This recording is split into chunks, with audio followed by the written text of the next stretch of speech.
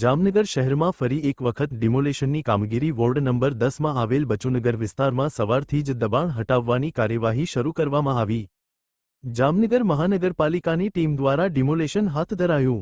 બચુનગર વિસ્તારમાં આવેલ 1200 ફૂટ પર બાંધકામ થયેલ વાઘેર સુન્ની મુસ્લિમ જમાતનું જમાતખાનું તોડી પાડવામાં આવ્યું। આ કાર્યવાહી પહેલા સ્થળ પર પોલીસનો કડક બંદોબસ્ત ગોઠવવામાં આવ્યો।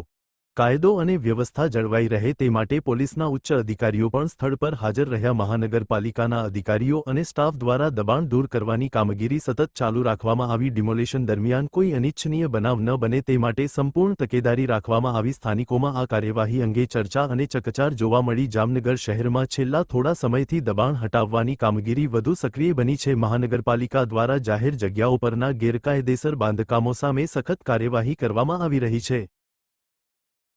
ધર્મેન્દ્રસિંહ જાડેજા, ઇન્ચાર્જ દબાણ નિરીક્ષક જામનગર મહાનગરપાલિકા।